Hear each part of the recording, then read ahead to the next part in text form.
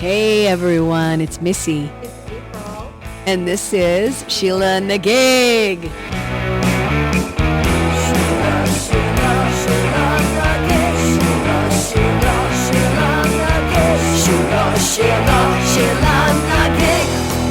Hey, happy almost New Year. Yes, happy almost 2026. That's right. Are you excited for the New Year? I am. I think I'm ready to wave goodbye to 2025. Yeah. Yeah, many blessings and many challenges this year. It's true. It's true. And I always prefer even numbers.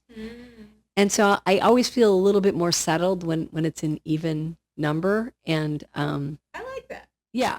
Yeah. And 26 is an even number. So let's hope for a more even keeled. I don't know about even keeled times. That doesn't even seem a possibility in my life. But I'm looking forward to the new year. And we just want to thank everybody for, sticking it out with us. Yes. We've been really around for us grow this year. This was a pivotal year. 2025 was our first year. Yeah, it was our first year. Very pivotal.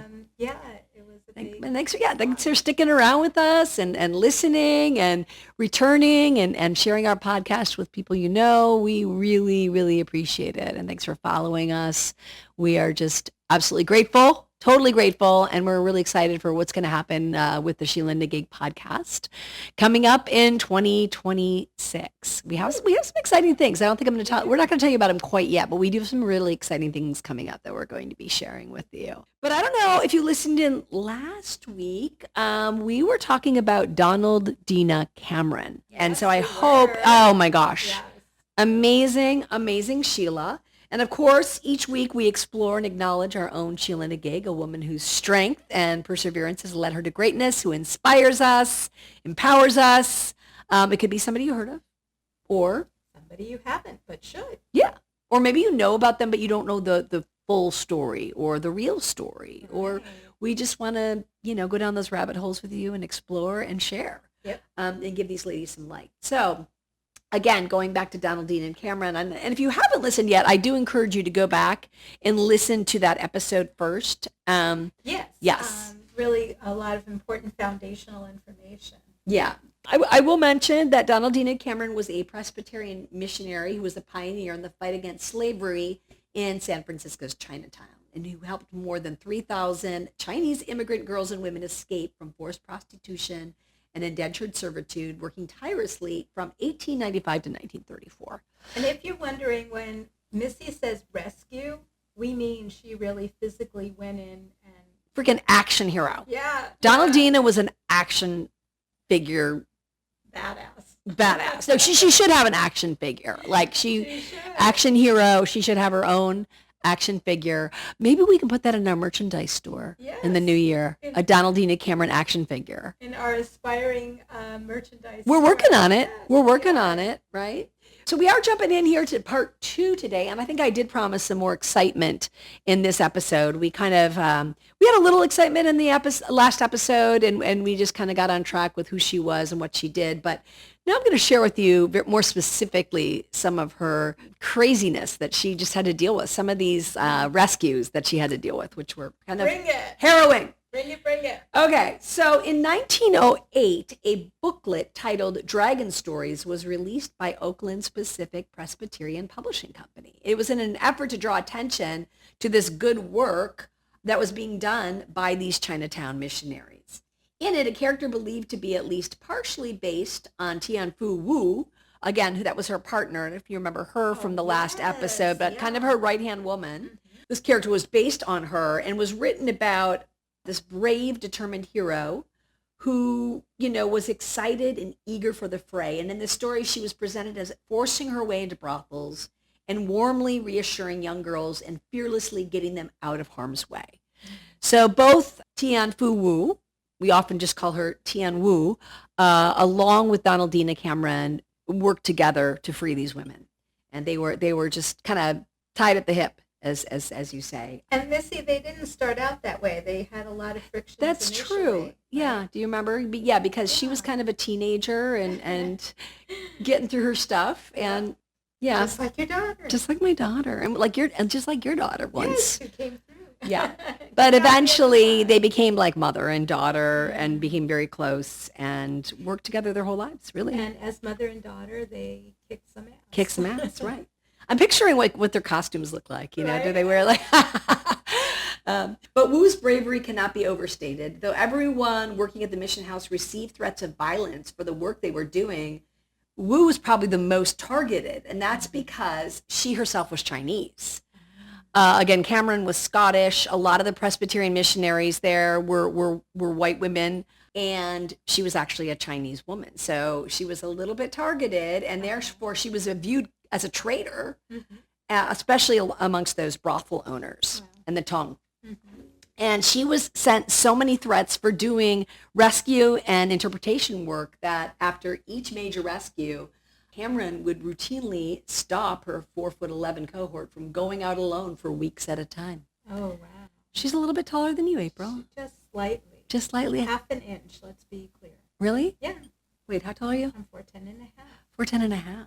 Wow. Yeah. Okay. Well, pretty close. And I will tell you this, April is very mighty. So I'm sure that Tien Wu is also very mighty, like April. I always used to say that April is kind of like a spider monkey. Thank you. Yeah, she was very agile, and when we were doing a lot of work for women in need, and we would pack up the back of the van, and she would just be back there, like just throwing bags out like a little spider monkey. I was always really impressed. I'm sure that's a compliment. It really is. It really is. Moving right along. Yes. Okay. So one infamous and racist letter called Wu a prostitute, a stinking sow, and threatened, if God has eyes, he will certainly punish you. You have overreached yourself, and in doing so, dogs and thunder will come after you. Oh. So awful. Poor Tien Wu. Yeah. Yeah. Again, due to her need for a Chinese translator, Cameron just employed many Chinese women from the mission house to act as her aides. And when Wu was in her teens, of course, Cameron's favorite aide, Liang Yuan Kai, contracted tuberculosis. Wu not only volunteered to nurse the gravely ill woman, but was the witness to her death and the emotional devastation that it caused Cameron. That prompted Wu to step in and take Kai's place. Wu had said that she offered to help her in her work. I offered to help her in the work, Wu said later, because I felt very sorry for her, realizing how terribly crushed she was over her coworker's death. Yeah, because Donaldina was very close to Wu. They were as close as Kai, as she was with Kai. Yeah, because she just kind of was like, took over where Kai left off. And it's interesting because if you go back to the woman who ran the mission house initially, when Donaldina came on, Margaret, she was her right-hand woman. Yeah. And now, just like Kai was her right-hand woman, now Kai has passed to tuberculosis, and now Wu has taken on that role. So very invaluable, I'm sure. And as you mentioned, so many Sheelas, each one. So many damn Sheilas in this story, left right? their mark. I'm learning from you. Oh, yeah. There's so many Sheilas in this story. So it was the beginning of a working relationship that, again, would last both of their lifetimes and save the lives of thousands of trafficked girls and women. And earning $5 a month, Wu translated for Cameron during court cases and helped supervise the mission house. According to Julia Flynn Seiler's account of the period, The White Devil's Daughters, one staff member described Wu as a stern taskmaster, but she was very kind and fair, so all the girls trusted her. Most important of all, she accompanied Cameron on dangerous rescues, some of which took many months in intense investigation to orchestrate. So Wu's role was, again, of vital importance, not just for the sake of her ability to translate, but also because she put the rescued girls at ease. The fact that she was also an Asian woman, I think, made them feel much more comfortable. And brothel and slave owners commonly spread fear of white devils, of course. Remember, we talked about in the last episode how they told the girls that Cameron was actually a vampire. She had to drink their blood to gain her vitality. So I'm sure they were relieved to see somebody besides a white devil. But many of those girls believed they would be in even greater danger if taken into the charge of white people. Again, this is because of these kind of rumors. Sure. Yeah. So Wu, sometimes pointing to her own scars as evidence of her understanding, was the only one who could truly reassure them that they were safe because she had been in their shoes, as we know. She too had been rescued by the mission house. So many friends and relatives of these girls would leave secret messages for Donaldina at the Presbyterian home indicating the house where a girl was held captive. Often the tongs would threaten Cameron and the home. She once even spent a night in a San Jose jail while seeking the release of a Chinese woman. However, Cameron continued her mission. She was often dubbed, again, the Angry Angel of Chinatown, which would later be the title for a biography. Donaldina also found allies in the large Chinese population that detested the slavery as much as she did. These friends were often her eyes and ears to find those victims who needed saving. So she had kind of like spies all over. She did. She did. There was a network, you know. Sense. So there was the Tong, you know, they had their thing going on, but there were also a lot of people who didn't agree with what they were doing within the Chinese community, and you know, therefore became, like you said, the eyes and ears. When the home would receive a message that a child or a young woman was in danger or distress, Wu or another Chinese rescuer would go with Cameron to the apartment or brothel, again accompanied sometimes by a police officer or a private guard. When they could get that kind of when they could, and they couldn't always, but when they could and it seemed appropriate, they would. The Chinese staffer would often make the first approach, asking to be let in. If the doorkeeper refused, the officer or guard would then try to push their way in, even if it meant breaking down the door. And that's when Donaldina would come in with her axe. I would imagine. Okay. I wasn't expecting the axe. Now, remember how I told you she would axe down the doors? That's right. It didn't actually say that then she would come in with that. I just kind of added that. But it makes sense, right? They've got to bring the door down. Donaldina, grab that axe. And she would go into action. Yeah. Again, the work undertaken by the mission house staff often also included repeated court appearances, since traffickers often fought to reclaim what they had regarded as their own human property. And Wu served as a translator many times over the years in court and in dealings with the immigration officials as well. And much of Cameron and Wu's rescue work was done in San Francisco's Chinatown, but they were willing to go anywhere in California and beyond when the circumstances required it. So in 1899, the Tulare County seat came up on Cameron's assignment list. Visalia at the time was a half a century old with about 3,000 people, nearly 200 of which were Chinese. Most of them lived in the Chinatown district there. There was actually a Chinatown district in Visalia, and that was an area that had been established in the late 1850s. Have you ever been to Visalia? I haven't. Yeah, I like Visalia quite a bit. My mother-in-law lives fairly close to there. It's one of the bigger farming towns out in the Central Valley, and it's lovely. Visalia is lovely. Wow. It is. Undoubtedly, mission workers were surprised when they heard that one of the recent residents living in Visalia was in trouble. So this young lady named Fahn Quai had lived under the protection of the mission in 1898. And Cameron's jurisdiction knew no bounds. So in 1899, even Visalia made it into this freedom fighter's travel plans, and her visit wasn't a social call. She came to free a captive young woman. So this woman, Fahn Quai, had lived at the mission house. And she had lived there for quite a while. And you know how I said earlier that Cameron was often trying to socialize, so she would invite young men over, young Christian men. Right kind of. Yeah, she did want her daughters to marry Christian men. Yes. If possible. We talked about this. And this woman in particular had found a very nice man, apparently, or so they thought. Or so they thought, right? Again, it was 1899, and scared and desperate for help, Fahn Quai sent a message to her friends at the mission asking to be rescued. She wanted to be returned to the mission in San Francisco, and her plea for help did not go unanswered. So, little backstory. There was a man, his name was Gum Yu. This was the young man that she met and ended up marrying. And he had visited Fahn Quai at the mission, and the two became good friends, and he proposed marriage. And everyone liked him. Everyone really liked him. And so the two were married in late 1898, and everyone predicted a long and happy marriage. But shortly after their reunion, the couple moved to Visalia, and almost immediately, Gum Yu's demeanor changed. Uh, That sucks. I feel so bad. You wonder if it was like that was his plan all along, or We'll tell what happened. well, Okay. I know, Yeah. I know. But I'm just saying, but was he just putting on a show? Who knows? He became, quote, an idle and dissolute person who engaged in gambling. Oh my. And the sale of lottery tickets. Oh dear. Oh no. And it got worse. He placed his new bride in a house of ill repute. Okay. Yeah. Now I'm thinking he had a plan. That's what I mean. Yeah. In Visalia's Chinatown. Right. Oh man. So again, So from one hellhole to the next. yeah, it's so sad. I feel so bad But for at her. least she knew where to get help. Exactly. Yeah. She knew how to get the word out Yeah. and get the help she needed.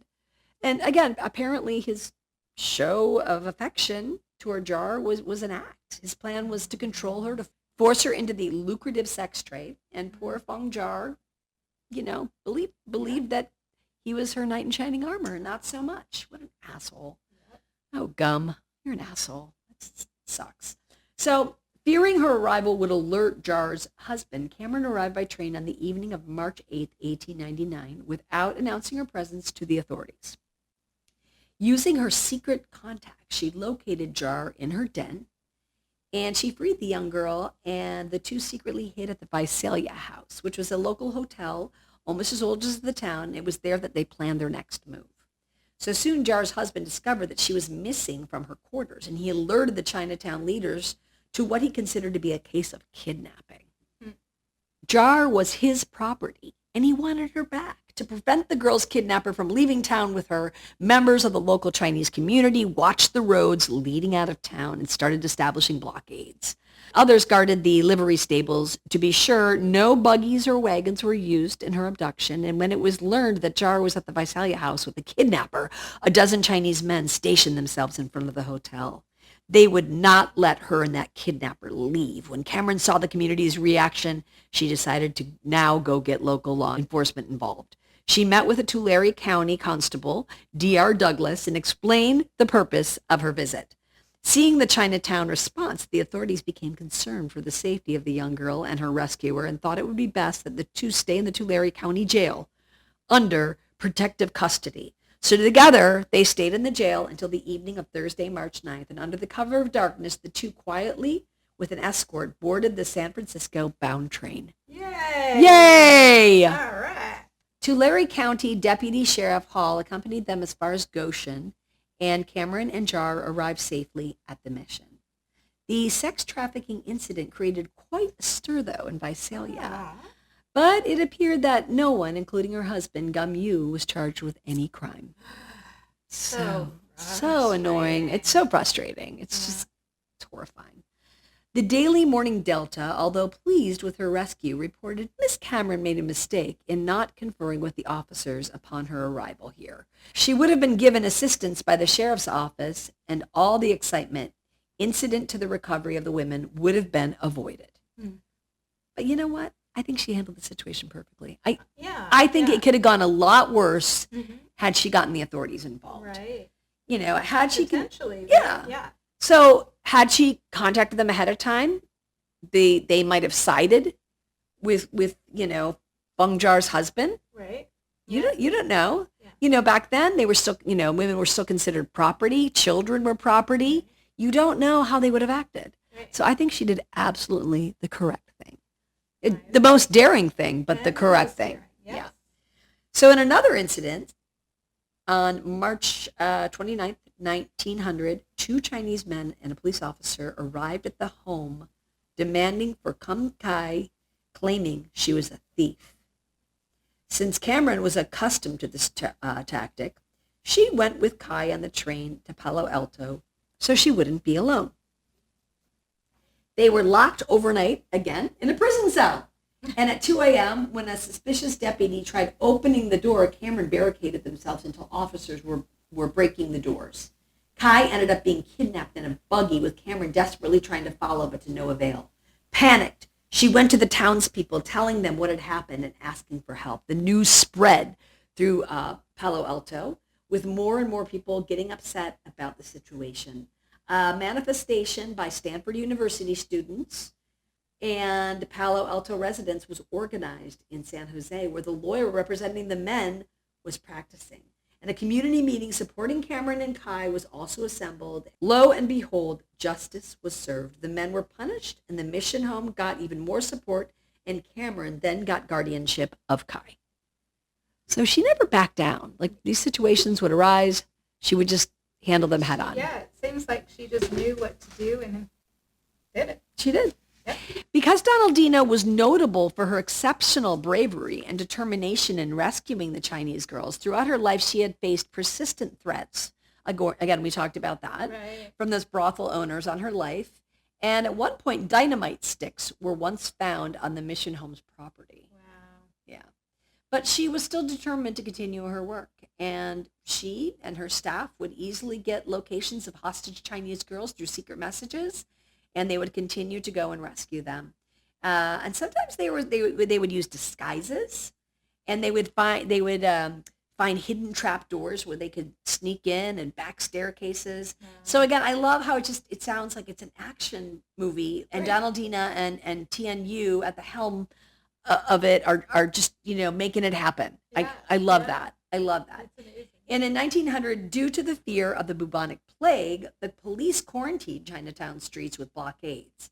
But nevertheless, despite this, Cameron made her way from people's roofs and basements up and down, and found her way to get to the girl she wanted to save every time. That's amazing. Yeah. She is able to constantly locate these women and save them. Yeah, and nothing got in her way. Not even the plague. Yeah. Throughout her career, she kept expanding her work. She ended up founding a home in Oakland, California for babies, and raising awareness about widespread prejudice toward all Chinese. And she, of course, tried to overturn the Oriental Exclusion Act, which prevented Chinese from owning property. We talked about that before, Yeah. limiting where they could live and denied them the right to testify on their own behalf in an American court. Mm-hmm. And in 1925, she founded a home that served young children as well. So she had, one for babies. She had a home for young children. She founded 2 other homes again. Now, are these for the children of the women who were rescued? Yeah. When they got pregnant? Yeah. Yeah. And so these are 2 other homes that she established them for children of the Chinese women and for those Chinese orphans. Uh-huh. And one was called Chung Mei Home for Young Boys and Ming Quan Home for Young Girls were the name of those 2 homes. So she just kept expanding, Wow. wherever necessary. And on April 18th, 1906, of course, the big earthquake struck San Francisco, waking the home's residents in the morning. And the women fled the mission house at that point, only for Donaldina to realize that their guardianship papers were all still inside. Oh, no. Yeah, and this is at the main house. And this is where she, that was also like her office and her Yeah. business dealings. Mhm. And so what did she do? She went back in. Of course she did. As the walls What were was crumbling that around thing? her. Oh, my gosh. Yeah, she put on her superhero suit, and as the walls were crumbling around her, she ran back in and was able to rescue those documents amazing. before the mission home crumbled to the ground. Hmm. What an amazing, amazing woman. Yeah. And then they ended up, she got there again just before it was crumbling, and then they ended up having to dynamite the house to create, a fire break in an attempt to halt the fire raging through the city. So she's very lucky that she got out when she did. Oh, my gosh. She could have been dynamited. She could have been crushed. Right. Yeah. Right. And they rebuilt the house, though, in 1907 Mhm. on Sacramento Street. And Cameron and the home's residents found refuge in the East Bay. Meanwhile, they continued to, to rebuild that home on Sacramento Street to kind of get it back to what the other home had been.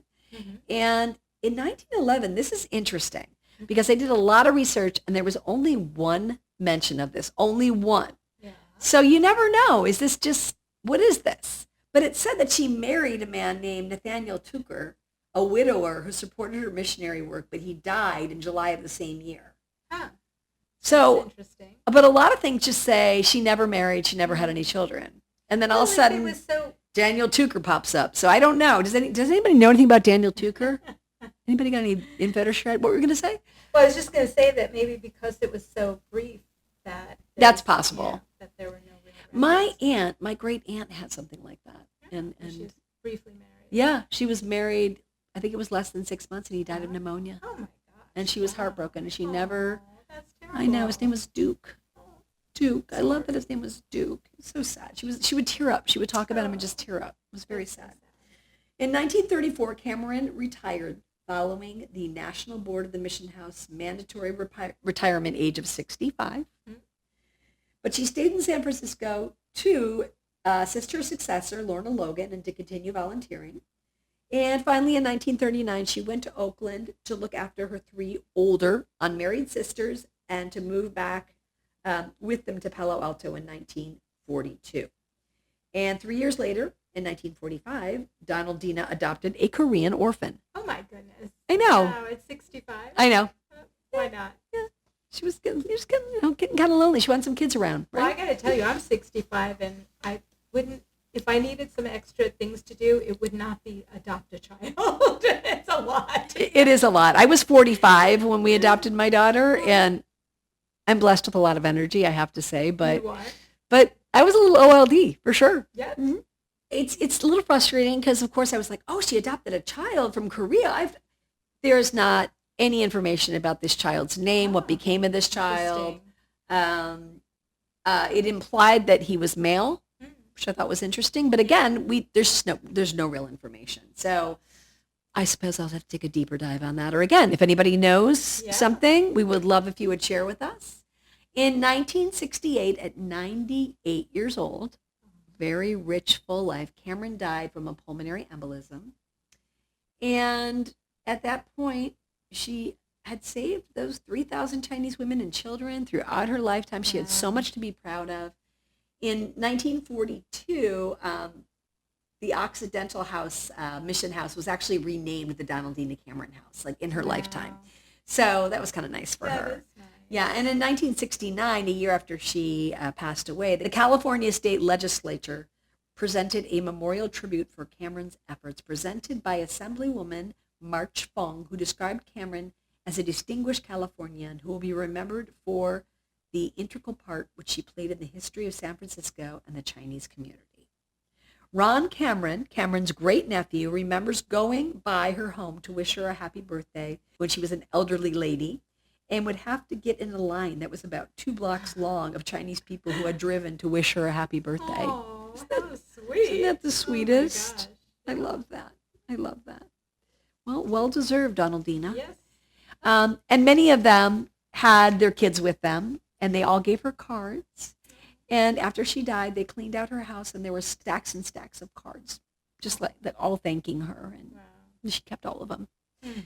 And that Donaldina Cameron house still exists in San Francisco to this day at the same location, giving support to Chinese women and their children through the Presbyterian doctrine, which we talked about. Cameron's story is so impactful today as throughout her life, she remained committed to her work, regardless of those obstacles that she had to face. And again, even when the San Francisco earthquake struck in 1906 and the home was destroyed, she was successful in keeping those Chinese girls safe, and everything was eventually returned to normal after the home was rebuilt.